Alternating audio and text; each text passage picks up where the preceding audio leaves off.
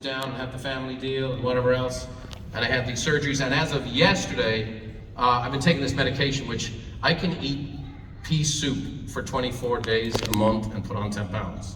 And thankfully that medication stopped yesterday. So praise God. I start fitting into my suits again. But I got a bad diagnosis, and that put me in a spot where I had to have sit-down conversation with the family.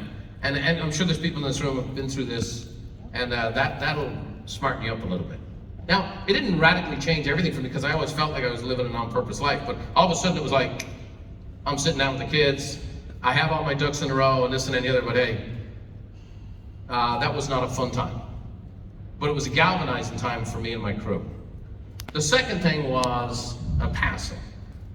And on July 31st last year, my father-in-law passed away. And Jim Robinson, and if you're new, I married an African-American woman, so just in case you're really confused right now. Yeah, that would be, okay, I could understand that, yeah. I should have maybe told you that. Anyway, she's black. So, and hot. Oh yeah. Let me tell you, that is some woman. So, but Jim Robinson was a hero to me. And he's just the guy you want as your next door neighbor. He served for 24 years in the Air Force. You show his pic there, man. I love seeing that dude. 24 years in the Air Force, 46 years in the American Legion. So every time a kid came back from camp, he would take every event that I ever did, Mastermind especially, and I would help him build a curriculum for all of these young kids coming back with PTSD and whatever else in Georgia. And every young guy who wanted, he would do little classes and help them. A lot of them got into real estate. But he'd do little classes on the personal growth and the goal setting and time management and all this kind of stuff. And he's the guy you want as your neighbor. And if I was to give you the list of whatever else, he loved his God, he loved his family, he loved his country, by the way, and he loved the Pittsburgh Steelers. So I'm at the funeral, and here's the thing, I was at the church 33 years before. I don't have time to tell this story, so I'll tell it. When my wife and I got married, I met my wife in 1986. She was on the U.S. Olympic volleyball team.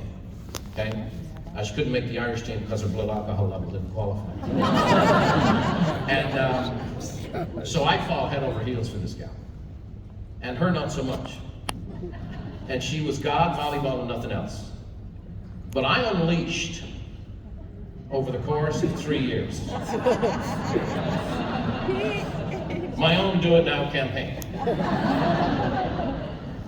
Actually, might have been Do It With Me campaign.